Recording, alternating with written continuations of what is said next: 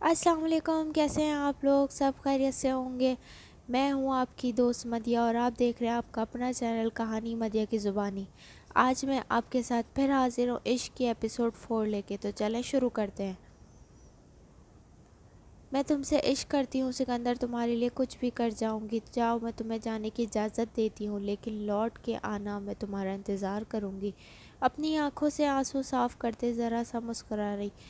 اس کی مسکراہٹ نے سکندر کو دنیا کا سب سے حسین منظر دکھایا تھا۔ کیا کوئی اتنا بھی حسین ہو سکتا ہے؟ وہ تو زندگی کسی کو بھی بہکانے کا ہنر رکھتی تھی۔ میں تم سے وعدہ کرتا ہوں میں ضرور واپسی آؤں گا، بس ایک بار اپنے والدین کو تمہارے بارے میں بتا دوں، پھر انہیں بھی اپنے ساتھ لے کر آؤں گا تمہارے ماں باپ سے تمہارا ہاتھ مانگنے۔ سکندر خوشی سے کہتے ہوئے اس ایک آخری بار دیکھ کر پہاڑی اترنے لگا، جہاں پہاڑی کے نیچے علی اس کا انتظار کر رہا تھا۔ وہ تھوڑی دیر میں پلٹ کر دیکھتا تو وہ اسے وہیں کھڑی نظر آتی۔ اسے یقین تھا کہ اس کے ماں باپ مان جائیں گے، وہ تو اس کی ہر خواہش پوری کرتے تھے، تو یہ خواہش پوری نہ کریں ایسا تو ممکن ہی نہیں تھا۔ علی نیچے گاڑی کے لیے انتظار کر رہا تھا۔ جب وہ نیچے آیا تو چلنے کا اشارہ کیا۔ مجھے سمجھ میں نہیں آتا تم اس پہاڑی کو پراسرار اور خطرناک کیوں کہتے ہو؟ یقین کرو اس سے زیادہ خوبصورت پہاڑی میں نے زندگی میں کبھی نہیں دیکھی۔ اس میں ایسا کیا ہے جو تمہیں یہ پراسرار اور خطرناک لگتی ہے؟ کیا یہاں جن چڑیل بستی ہیں؟ سکندر نے گاڑی میں بیٹھتے ہوئے کہا، انہیں ان سے بھی خطرناک مخلوق یہاں پر رہتی ہیں۔ اس کے پراسرار انداز نے سکندر کو مسکرانے پر مجبور کر دیا۔ یقیناً وہ اس کی بات پر یقین نہیں کر رہا تھا۔ وہ کہتی ہے وہ مجھ سے عشق کرتی ہے۔ سکندر کے الفاظ نے علی کو پیروں میں زمین کھینچی۔ میں بہت جلدی واپسی آؤں گا موم ڈیڈ کو لے کر، اور اسے اپنی دلہن بنا کر اپنی دنیا میں لے جاؤں گا، سکندر اپنی خوابوں کے رنگر سجاتے ہوئے کہا، جبکہ گاڑی چلاتے علی کا ہاتھ کانپ رہے تھے۔ تم نے ٹھیک نہیں کیا سکندر، میرے ساتھ میں تمہیں اس لیے کبھی معاف نہیں کروں گا، کبھی نہیں۔ کتنی محبت، کتنی چاہت سے یہ فیصلہ کیا تھا، تم نے یہ کیا کیا، میں اس تکلیف سے کبھی معاف نہیں کروں گی۔ وہ پہاڑی کی چوٹی پر کھڑی آنسو بہاتی اور قطار روتے ہوئے بول رہی تھی۔ اس کے آنسو سکندر کے دل پر گر رہے تھے، لیکن وہ مجبور تھا، اس کا دل دکھانا نہیں چاہتا تھا، لیکن وہ یہ بھی نہیں کر سکتا تھا کہ وہ ایک اچانک پہاڑی سے غائب ہو گئی۔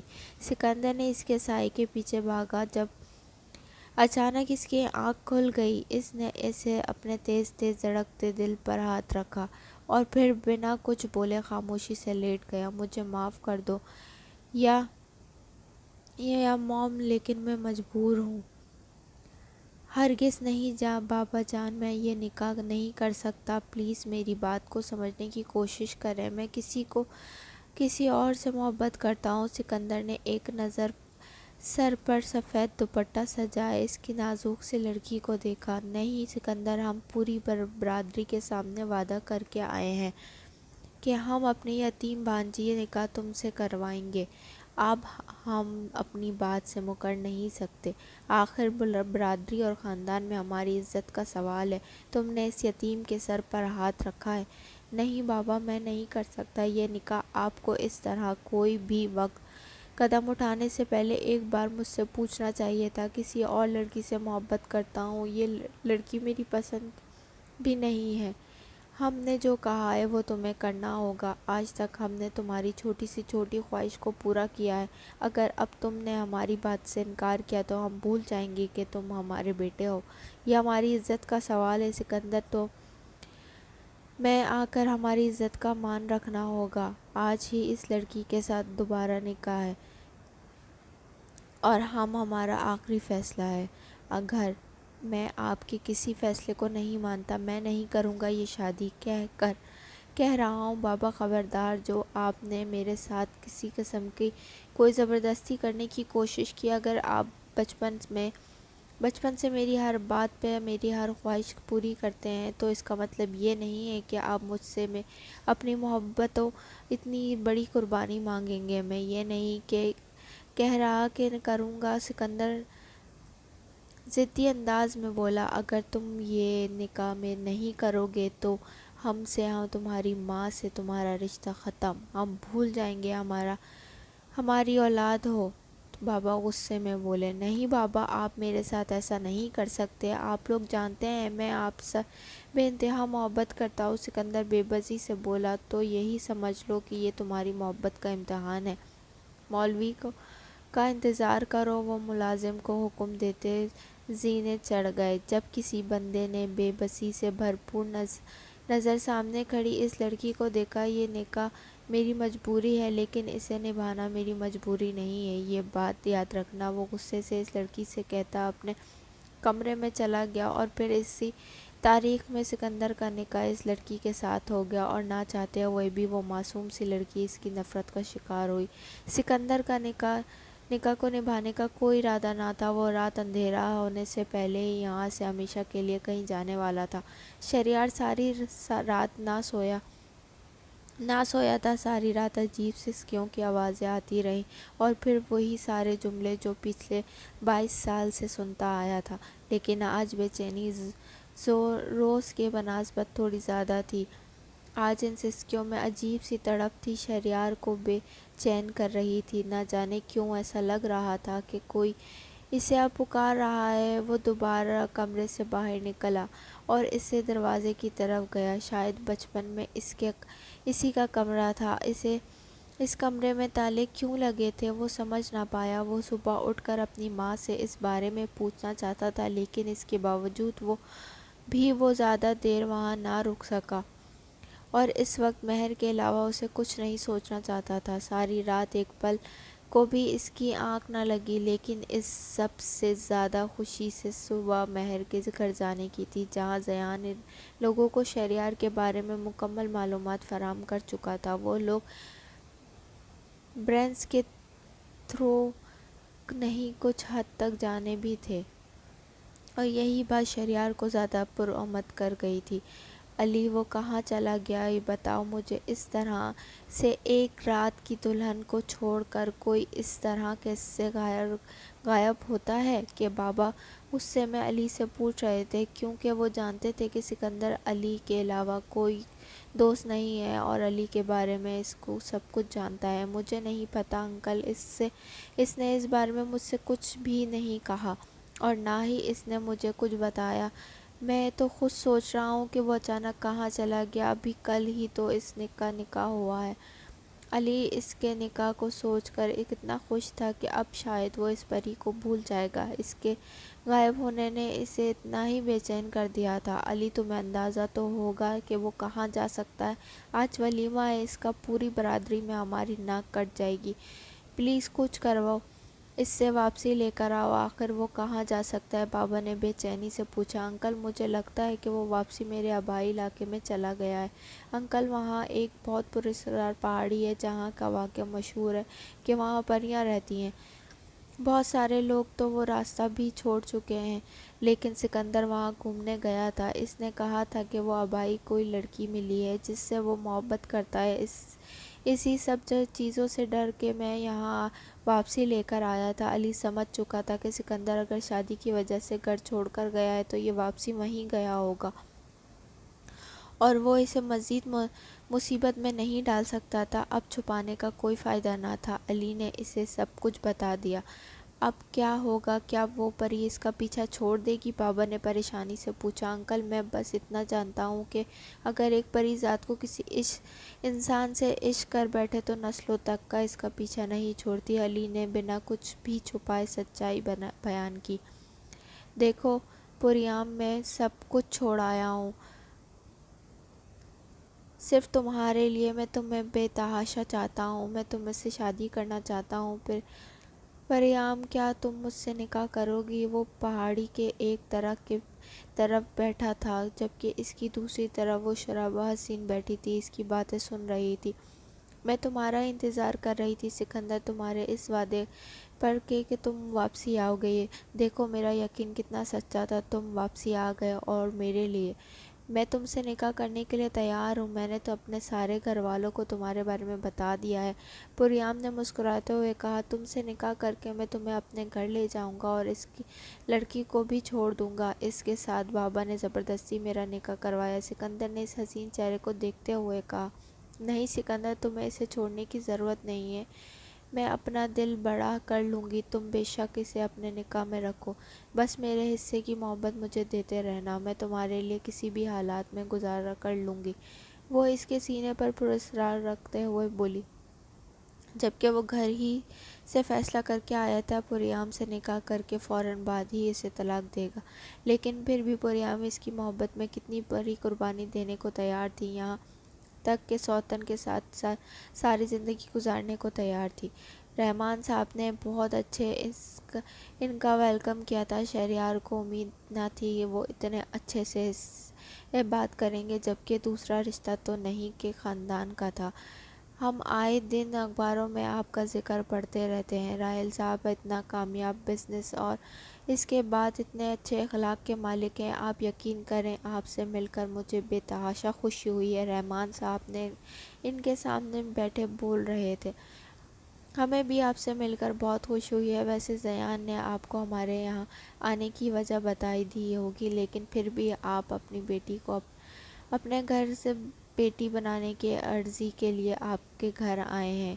یہ میرا بیٹا ہے شہریار کینیڈا میں، اس نے اب ہمارے بزنس کو چار چاند لگا دیے ہیں، ابھی اسی ہفتے یہ واپسی جانے والا ہے، لیکن اس کے جانے سے پہلے اس حسین بندھن میں بندھنا چاہتا ہے، اور آپ کے گھر کا راستہ بھی ہمیں اسی نے دکھایا ہے۔ اگر آپ کو مناسب لگے تو ہم مہر اور شہریار کی شادی کی بات آگے بڑھانا چاہیں گے۔ راحیل صاحب نے ایک نظر شہریار کو دیکھا اور میں بات کی، راحیل صاحب اتنی جلد بازی میں اتنا بڑا فیصلہ نہیں کر سکتا، میں آپ نے کہا کہ شہریار کینیڈا واپسی جانے والا ہے، واپسی آنے دیں، ہم انشاءاللہ سوچ سمجھ کر فیصلہ کریں گے۔ رحمان صاحب نے جلد بازی نہ کرتے ہوئے فیصلہ کیا، نہیں رحمان صاحب، وہ دراصل شہریار اس بار کینیڈا جائے گا تو 7 سال تک واپسی نہیں آنے کا کوئی ارادہ نہیں ہے۔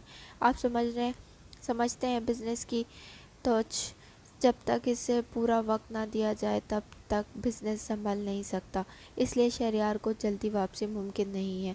آپ اور یہ مہر کو بہت پسند کرنے لگا ہے، آپ ایک بار پھر سوچ لیں۔ راحیل صاحب نے شہریار کو مایوس چہرے دیکھتے ہوئے پھر سے کہا، ہم اپنی بیٹی مہر سے بات کر کے آپ کو جواب دیں گے۔ رحمان صاحب نے کچھ سوچتے ہوئے کہا، بالکل ٹھیک ہے انکل، آپ مہر سے بات کر لیں، لیکن میں آپ سے بات کرنا چاہتا ہوں کہ میں جانتا ہوں کہ ہر باپ چاہتا ہے کہ اس کی بیٹی اس کے باپ جتنی محبت کرنے والا شوہر ملے، میں اندازہ لگا سکتا ہوں کہ ایک باپ اپنی بیٹی سے کتنی محبت کرتا ہے۔ انکل، میں آپ سے وعدہ کرتا ہوں کہ مہر کو اتنی محبت دوں گا کہ اسے آپ کی محبت کی کمی محسوس نہیں ہوگی۔ مہر بہت خوبصورت لڑکی ہے، اسے بہت چاہنے والے مل جائیں گے، لیکن مجھ سے زیادہ محبت کرنے والا کہیں نہیں ملے گا۔ فیصلہ کرتے ہوئے ایک بار ضرور سوچیے کہ آپ کا انکار میری پسند ہی نہیں بلکہ میری محبت کو بے مول کر دے گا۔ شہریار ان کی آنکھوں میں دیکھتے ہوئے اٹھ کھڑا ہوا، چلیں ماما بابا، ہم آپ کے جواب کا انتظار کریں گے۔ انکل شہریار نے ایک آخری نظر رحمان صاحب کو دیکھا اور پھر گھر سے باہر نکل آئے۔ شہریار جب سے واپسی آیا تھا بہت پریشان تھا، اس کی پریشانی کی وجہ سب ہی جانتے تھے۔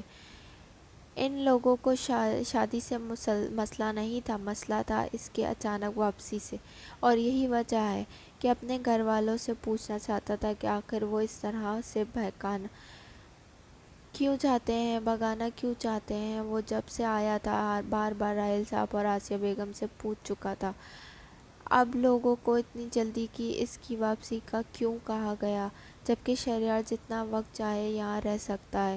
پہلے تو وہ لوگ اس کی شادی کے لیے تیار نہیں ہو رہے تھے، اب جب تیار ہوئے تب اتنی بڑی شرط رکھ دی۔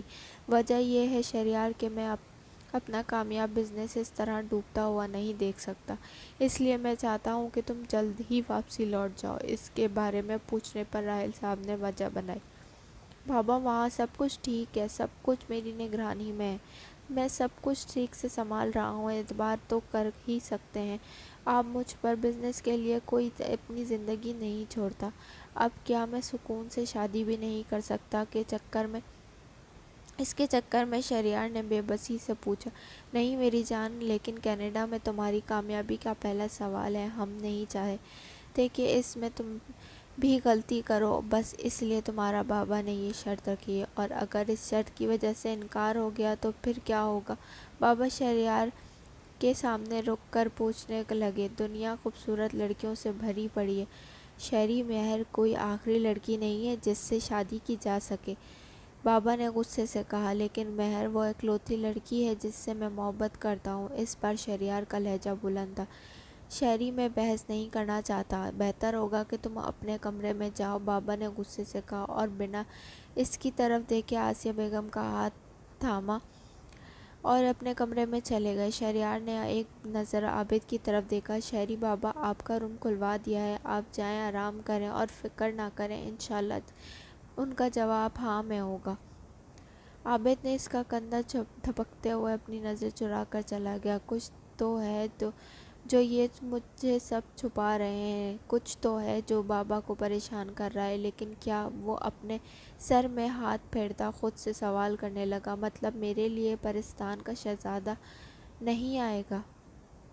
نہیں بابا جان اس شادی کے لیے انکار کر دیں گے، اور بتا دیں مہر ایک خوبصورت پری ہے اور اس کے لیے کوئی پریوں کا شہزادہ آئے گا، میں اس طرح سے کسی سے شادی نہیں کروں گی۔ مہر انکار کرتے ہوئے بیڈ پر آ بیٹھی۔ مہر یہ دور دیکھ بے 2020 ہے، اور 2020 میں پرستان نہیں ہوتے، کینیڈا، لندن، پیرس ہوتے ہیں، وہیں سے آتے ہیں شہزادے، اور یہ نیو دور کا شہزادہ کینیڈا سے آیا ہے۔ کیوں بابا جان، میں ٹھیک کہہ رہی ہوں؟ مہر ماں اس کے قریب بیٹھے ہوئے بابا جان سے مسکرا کر پوچھا، وہ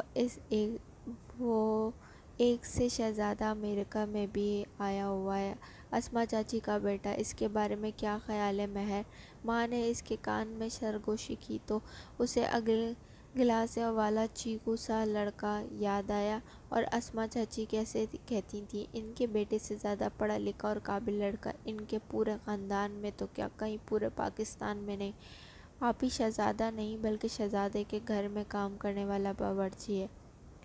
اب اسے شہزادہ بول کر شہزادوں کی توہین نہ کریں، اور بابا جان میں بھی اس سے باگیری کرتی ہوں کہ آج کے زمانے میں شہزادے پرستان سے نہیں کینیڈا سے آتے ہیں، اس لیے آپ جو بھی بہتر لگتا ہے آپ فیصلہ کر لیں۔ مہر نے مسکرا کر کرے سے جواب دیا تو بابا جان بھی مسکرا دیا، ویسے تو اس کا جواب پہلے سے ہی جانتے تھے، لیکن اس کا مزہ دار قسم کا جواب سننا چاہتے تھے، اس لیے اس سے پوچھا، یہ کون سی جگہ ہے پریام؟ میں زندگی میں اس سے خوبصورت جگہ نہیں دیکھی، کیا تم یہاں پر رہتی ہو؟ خوبصورت جگہ کا نظارہ کرتے ہوئے پریام سے پوچھنے لگا۔ ہاں میں یہیں رہتی ہوں، اگر تمہیں اتنی اچھی لگ رہی ہے یہ جگہ تم بھی یہیں رہو میرے پاس، میرے ساتھ۔ پریام نے مسکراتے ہوئے اس کا ہاتھ تھاما۔ خوبصورت صاف شفاف بہتے پانی کے کنارے میں سے وہ دونوں آہستہ آہستہ چل رہے تھے۔ یہ کون سے پھل ہیں؟ میں نے تو کبھی ان کا ذکر نہیں سنا۔ وہ ہلکے گلابی کلر کے پھولوں کے قریب کھڑا ہو گیا، اس نے زندگی میں اس سے خوبصورت پھول کبھی نہیں دیکھا تھا۔ یہ سریا کے پھول ہیں، جب وہ مسکراتی ہے تب کھلتے ہیں، چلو آؤ، اور ایک بار پھر اس کا ہاتھ تھامتے ہوئے آگے کی طرف چلنے لگی، لیکن سکندر اس کی بات کو سمجھ نہیں پایا تھا، لیکن حیرت اسے کو تب ہوئی جب اس نے چلتے ہوئے اپنے سامنے اچانک ایک بڑا محل سا گھر دیکھا۔ پریام دور سے یہ گھر نظر نہیں آ رہا تھا، پر اچانک یہ گھر کہاں سے آیا؟ سکندر حیران پریشان اس سے پوچھنے لگا، یہ میرا گھر ہے سکندر، سب نظروں کا دھوکہ ہے، تمہیں دور سے شاید نظر نہیں آ رہا تھا، چلو اندر چلیں۔ پریام خاموشی سے اندر کی جانب جلدی جبکہ سکندر حیرت زدہ اس کے پیچھے آیا۔ اس سے اچھی اور کون سی بات ہو سکتی ہے رحمان صاحب، آپ کے بہت بہت شکر گزار ہیں، انشاءاللہ ہم 2 دن کے بعد نکاح کے لیے آئیں گے، ہم جانتے ہیں کہ ہم بہت جلدی کر رہے ہیں لیکن یہ ہماری مجبوری ہے، رائل صاحب نے فون پر اس سے بات کرتے ہوئے کہا۔ میں آپ کی مجبوری سمجھ سکتا ہوں رائل صاحب، شاید آپ کی مجبوری کو دیکھتے ہوئے میں نے اس رشتے کے لیے تیار نہ ہوتا، لیکن پھر میں نے شہریار کی نظروں میں اپنی بچی کے لیے محبت دیکھی ہے۔ بے شک میں اپنی بیٹی کے لیے ایک شہریار جیسے انسان کی ہی تلاش میں تھا۔ مجھے یقین ہے کہ میری بچی شہریار کے ساتھ بہت خوش رہے گی۔ ہم نکاح کے لیے تیار ہیں، آپ 2 دن بعد تشریف لے آئیں، رحمان صاحب نے مسکراتے ہوئے کہا، جبکہ راحیل صاحب کے ساتھ زمین پر بیٹھا ان کی گفتگو سننے کا ناکام کوشش کرتا شہریار پوری طرح سے ان کی طرف متوجہ تھا۔ جب راحیل صاحب نے فون رکھا، اس کی طرف دیکھا، ہم 2 دن کے بعد نکاح کے لیے جائیں گے ان کے گھر۔ بابا نے مسکراتے ہوئے اس سے کہا، اور بابا جان، آئی لو یو سو مچ۔ آپ کی بات مکمل کرنے سے پہلے ہی شہریار اٹھ کر ان کے سینے سے لگ چکا تھا، جبکہ راحیل صاحب نے ایک نظر آسیہ اور عابد کی طرف دیکھا، شاید آنے والے وقت سے انجان نہیں تھے۔ یہ سب کچھ، یہ بریاں موت، تم مجھے کہاں لے کر آئی ہو؟ یہ جگہ اتنی عجیب کیوں ہے؟ اتنے بڑے محل میں تمہارے علاوہ کون کون رہتا ہے؟ ابھی تک کوئی بھی مجھ سے ملنے کیوں نہیں آیا؟ اور بچی کون تھی جو وہاں باہر کھیل رہی تھی؟ وہ اتنی چھوٹی سی بچی اپنے پیروں پر کس طرح چل رہی تھی اور پھر اچانک غائب کہاں ہو گئی؟ تم نے تو کہا تھا آج نکاح ہوگا، تم نے کہا سارا انتظام کیا گیا ہے؟ سکندر اس سے سوال در سوال کیے جا رہا تھا، جبکہ پریام اس کے سامنے مسکرا رہی تھی۔ اب بھی ان کے سوالات جاری ہی تھے جب ایک بزرگ اس کے گھر جگہ داخل ہوئے۔ بابا جان، آپ نے نکاح کا انتظام کر دیا؟ دیکھیں، میں سکندر کو اپنے ساتھ لے آئی، پریام نے مسکراتے ہوئے تعارف کروایا۔ آپ سے مل کر خوش ہوئی، بزرگ انسان بنا مسکرائے سنجیدہ انداز میں بولے اور پیچھے کی طرف اشارہ کیا جہاں سے وہ اندر داخل ہوئے تھے۔ ان کے اشارے کے ساتھ ہی کچھ لڑکیاں چہرے پر جالی سے نقاب کیے داخل ہوئیں۔ یہ مناظر اتنا خوبصورت تھا کہ سکندر خوفزدہ ہو گیا۔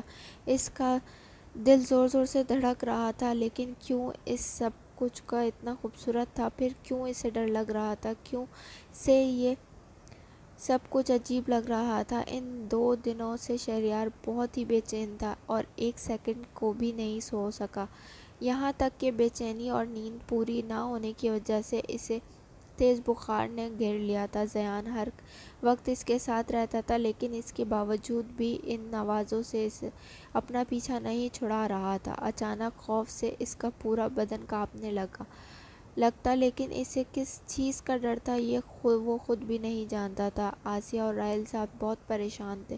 عابد تو کسی پیر سے اس کے لیے تعویذ بھی لے آیا تھا جسے پہننے سے شہریار نے انکار کر دیا کہ وہ بہت مرنے کے باوجود بھی شہریار نہ پہنا۔ یار، یہ تو وہی لڑکا ہے جو لفٹ میں تھا، ہم سے ملا تھا؟ منال نے فوٹو دیکھتے ہوئے پوچھا۔ ہاں وہی ہے، گھنگرو تولی، مجھے لگا تھا کوئی شہزادہ آئے گا میری زندگی میں۔ یار اب تو میں نے بابا کے سامنے بھی ہاں کر دی ہے بنا تصویر دیکھے، اب جمعے کو نکاح ہے، انکار بھی نہیں کر سکتی۔ ہائے کہاں چھوٹی میری قسمت، ایک بار گنگوتری کو دیکھ کر تو لیتی میں، پھر ہاں کرتی۔ ارے ساری زندگی میرا مذاق اڑائے گا کہ میں نے اسے بیوٹیفل کہا تھا، ہینڈسم نہیں۔ مہر اپنا سر پیٹتے ہوئے بولی، مجھے تو لگتا ہے وہی لفٹ پر ہے، میں تجھ پر فدا ہو گیا تھا۔ منال نے تصویر دیکھتے ہوئے کہا، ہاں تو فدا تو ہونا ہی تھا، میں ہوں ہی ایسی بندریا۔ اس سے پہلے کہ مہر بولتی منال بولی، اپنی شکل دیکھی ہے تو نے؟ چوہیا جیسی مجھ سے بذریعہ کہتی ہے۔ اپنی خوبصورتی شکل کا مذاق اڑاتے دیکھ کر مہر غصے سے بولی اور کھینچ کر کشن اٹھا کر اس کے سر پر دے مارا، جبکہ خود کو چوہیا کہنے والا منال نے اس سے خوب بدلہ لیا۔ اللہ کرے میرے لیے ایک بیوٹیفل کا رشتہ آیا ہے جو ساتھ ہی بیوٹیفل تھا، اس کے لیے تیرا رشتہ آئے اور تیرا ابا ماں تجھ سے پوچھے بغیر رشتہ پکا کر دیں، پھر دیکھ میں تیری شادی کے لیے کیسے بھنگڑے ڈال ڈال کر ناچتی ہوں۔ مہر نے ایک بار پھر سے کشن مارتے ہوئے بد دعا دی، ہاں یار وہ بھی کافی ہینڈسم ہے، آمین ثم آمین۔ اس کے بد دعا پر آمین کہتے باہر کی طرف دوڑ لگائی۔ بے وقوف، میں نے بد دعا دی تھی، دعا نہیں۔ مہر پیچھے سے بتانا نہ بھولی۔ سکندر سامنے بیٹھے ہیں سب لوگوں کو گھور ہی جا رہا تھا، جبکہ پریام مسکرا رہی تھی۔ اسے حیرت کا اصل جھٹکا تب لگا جب ایک سفید دوپٹہ ہوا میں اڑتا پریام کے سر پر پیار کا نکاح کی کارروائی شروع کی جائے۔ بزرگ کی آواز کمرے میں گونجی، ایک منٹ، یہ سب کچھ کیا ہے؟ یہ دوپٹہ اپنے آپ کیسے آیا؟ اور یہاں پر کچھ دیر پہلے جو لڑکیاں کھڑی تھیں وہ کہاں غائب ہو گئیں؟ یہاں پر کیا ہو رہا ہے؟ سب کچھ کیسے ہے؟ پہلے یہاں پر محل نہیں تھا، پھر اچانک یہ محل کہاں سے آیا؟ باہر جو بچی پھولوں سے کھیل رہی تھی وہ کہاں چلی گئی؟ پہلے میرے سارے سوالوں کے جواب دیں، پھر نکاح کی کارروائی شروع ہوگی۔ یہ سب کچھ کیا ہے؟ مجھے کچھ نہیں سمجھ آ رہا، سکندر نے کھڑے ہوتے ہوئے پریشانی سے پوچھا۔ یہ پہاڑی ایک پریوں کا قبلہ ہے، جس کے ساتھ تمہارا نکاح ہو رہا ہے وہ ایک پری ذات ہے۔ اس قلعہ کا اصل مالکن تم سے محبت کرتی ہے، اس لیے ہم تمہارا نکاح اس کے ساتھ کر رہے ہیں، ورنہ ایک انسان کے ساتھ ایک پری ذات کا نکاح ہمارے اور تمہاری نسلیں برباد کر سکتا ہے۔ لیکن ہم پھر بھی اپنی بیٹی کی خواہش کے سامنے بے بس ہیں۔ اب خاموشی سے بیٹھ جاؤ تاکہ نکاح کی کارروائی شروع ہو۔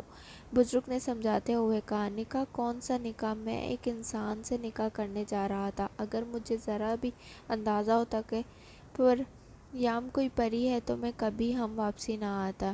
میں یہاں ایک پل نہیں رکنا چاہتا ہوں، مجھے یہاں سے واپسی جانا ہے۔ سکندر اس کو دیکھتے ہوئے باہر کی طرف جانے لگا۔ نہیں سکندر، تم اس سے واپسی نہیں جا سکتے، تم نے ہماری بچی سے وعدہ کیا ہے، اگر تم نے وعدہ خلافی کی تو تم اپنی زندگی گنوا دے گی، اس سے اس کی آزادی چھین لی جائے گی، اس سے اس کے جینے کی حق چھین لیا جائے گا۔ سمجھنے کی کوشش کر سکندر، تم اس کی طرف سے واپسی نہیں جا سکتی۔ یہ سچ ہے کہ تمہارے ساتھ زبردستی نہیں کر سکتے، اس نے کہا کے لیے، لیکن ہم اپنی بچی کو کھو بھی نہیں سکتے۔ میں کچھ نہیں کرنا چاہتا نکاح، میں نے پریام سے محبت ایسے انسان جان کر کی تھی۔ یہاں جو کچھ میں دیکھ چکا ہوں، اس کے بعد پریام کو ایک پری کے طور پر قبول کرنا میرے بس سے باہر ہے۔ مجھے معاف کیجیے، میں یہاں شادی نہیں کرنا چاہتا، مجھے جانے دیں یہاں سے۔ سکندر ان کے ساتھ ہاتھ جوڑنے بولا، میں تمہارے ساتھ ساری زندگی انسان کی طرح رہوں گی، تم سے کبھی نہیں کچھ مانگوں گی۔ سکندر، مجھے چھوڑ کر مت جاؤ، تم سے بے تحاشا محبت کرتی ہوں، مجھ جیسا عشق کوئی نہیں کر سکتا۔ پریام بھی اس کے سامنے اس کے انداز میں ہاتھ باندھ کر کھڑی ہو چکی تھی۔ مجھے معاف کرو پریام، مجھے لگا تم ایک عام انسان ہو، اگر مجھے پتا ہوتا کہ تم ایک پری ذات ہو تو میں ایک قدم روک لیتا۔ میں یہ نکاح نہیں کر سکتا، مجھے اپنے یہاں سے واپسی جانا ہے، خدا کے لیے مجھے جانے دیں یہاں سے۔ سکندر، تمہارے یہاں سے چلے جانے سے پریام کو اپنی زندگی ختم کرنی پڑے گی، تم کیوں نہیں سمجھ رہے ہو؟ اسے ساری زندگی ایک تابوت میں گزارنی پڑے گی، یہ اصول ہے۔ اگر ایک پری ذات گرفت ایک انسان کے عشق میں مبتلا ہو جائے اور انسان اسے اپنانے سے انکار کرے تو اسے ساری زندگی قید خانے میں گزارنی پڑتی ہے، جہاں سے نہ تو وہ کبھی نہیں نکل سکتی اور نہ ہی یہ جی سکتی ہے۔ ٹھیک ہے، اگر تم اس کے ساتھ نہیں رہنا چاہتے تو بھی کوئی بات نہیں، لیکن اس سے نکاح کر کے لو تاکہ اسے آزادی تو ملے، جینے کی اجازت تو ملے۔ اگر تم نے اس سے نکاح سے انکار کر دیا تو سزا کے طور پر اس کی تابوت میں بند کر دیا جائے گا، جس سے وہ ساری زندگی کبھی آزاد نہیں ہو پائے گی۔ وہ تمہیں اپنا محرم مانتی ہے، تمہارے علاوہ وہ کسی کے خوابوں میں بھی نہیں آ سکتی۔ یا تو تم اسے اپنا لو، نہیں تو بس اس سے نکاح کر لو تاکہ وہ ساری زندگی قید خانے میں تو نہ رہے۔ بزرگ نے اسے سمجھاتے ہوئے کہا، نہیں، میں کچھ نہیں کر سکتا، اب مجھے معاف کر دیجیے، مجھے نہیں رہنا یہاں۔ سکندر نے ہر نظر میں اس محل کی طرف دیکھا اور پھر باہر کی طرف چلا گیا۔ نہیں سکندر، تم مجھے چھوڑ کر نہیں جا سکتے، تم مجھ سے محبت کرتے ہو، تم میرے ساتھ ایسا کیسے کر سکتے ہو؟ کیوں مجھے پل پل کی موت دے رہے ہو؟ سکندر، میں نے تم سے سچا عشق کیا ہے، خدا کے لیے واپسی آ جاؤ ورنہ پچھتاؤ گے۔ پریام کو تابوت میں بند کر دیا جائے، ایک انسان نے عشق کرنے کی سزا اسے ضرور ملے گی۔ بزرگ نے ایک نظر اپنی روتی ہوئی بیٹی کو دیکھا اور پھر بنا اس کی طرف دیکھتے چلے گئے۔ تم نے میرے ساتھ اچھا نہیں کیا سکندر، تمہیں اس کی سزا ضرور ملے گی۔ تم نے مجھ سے میری زندگی چھین لی ہے، میں تمہیں نسلیں برباد کر دوں گی۔ سکندر کے ڈر مارے وہاں سے نکل آیا تو لیکن جیسے جیسے وہ پہاڑی اتر رہا تھا ویسے ویسے ہی اس کا دھیان اس بزرگ کی باتوں پر کیا گیا، جو کہہ رہے تھے کہ اگر اس سے نکاح نہیں کیا تو ہمیشہ کے لیے پریام کو قید کر دیں گے، اس سے جینے کا حق لے لیا جائے گا، اگر اسے انسان سے عشق کرنے کی سزا دی جائے گی۔ سکندر بھی تو محبت کرتا ہے، اسام کو انسان سمجھتا تھا، لیکن پھر بھی پریام نے تو اسے کبھی نہیں دیکھا، کہا تھا کہ وہ ایک عام انسان ہے۔ اگر پریام نے اس بارے میں کچھ نہیں بتایا تھا تو سکندر نے ابھی تو کبھی اس سے اس کے بارے میں کچھ نہیں پوچھا تھا۔ وہ اس ویران پہاڑی پر اکیلی کیا کر رہی ہے، کیسے وہ اس کے ایک پکار پر دوڑی چلی آتی ہے۔ وہ پہاڑ سے اتر کر سڑک پر پہنچ چکا تھا، لیکن پریام خود سے محبت کرنے کی سزا نہیں دے سکتا تھا۔ مجھے اس سے جینے کا حق نہیں چھینے کا کوئی حق نہیں ہے۔ وہ کون سا مجھ سے کوئی حق مانگ رہی ہے، میں صرف نکاح کے لیے تو کہہ رہی ہے، اس لیے نکاح کا حق ملے گا۔ میں پریام سے نکاح کر لینا چاہیے، وہ مجھ سے کچھ نہیں مانگ رہی سوائے نکاح کے، یہاں مجھے اس کے نکاح کر لینا چاہیے۔ سکندر نے سوچے ہوئے اپنے قدم روک لیے، تیزی سے سڑک کے پار کرتے ہوئے اپنے واپسی پہاڑی کی طرف جانا چاہتا تھا، لیکن شاید قسمت کو کچھ اور ہی منظور تھا۔ اس سے پہلے کہ وہ سرحد پار کرتا، ایک تیز رفتار گاڑی اس سے آ کر ٹکرا گئی۔ چند ہی منٹ میں وہ اپنے ہوش و حواس سے بیگانہ ہو چکا تھا۔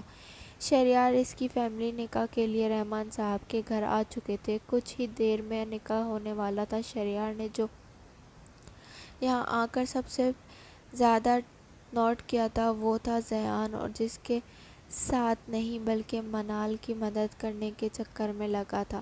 زیان صاحب، آپ کو لگتا ہے کہ اگر میری مدد کریں گے تو اپنا نیک نہیں لوں گی، تو یہ آپ کی غلط فہمی ہے، منال نے اسے دیکھتے ہوئے کہا۔ ارے منال میڈم، آپ کو ایسا کیوں لگتا ہے؟ میں آپ کے نیک مطلب آپ کے حق پر کچھ گڑبڑ نہیں کرنے دوں گا، کوشش کروں گا، میں خود لڑوں گا آپ کے لیے، آپ کو جتنا نیک چاہیے، بس منہ سے آواز نکالیں، انشاءاللہ آپ کو ضرور ملے گا۔ زیان نے اس کا پچکل کرواتے ہوئے کہا، بہت شکریہ، لیکن مجھے نہیں لگتا کہ مجھے یہاں جنگ لڑنے کی ضرورت پڑے گی۔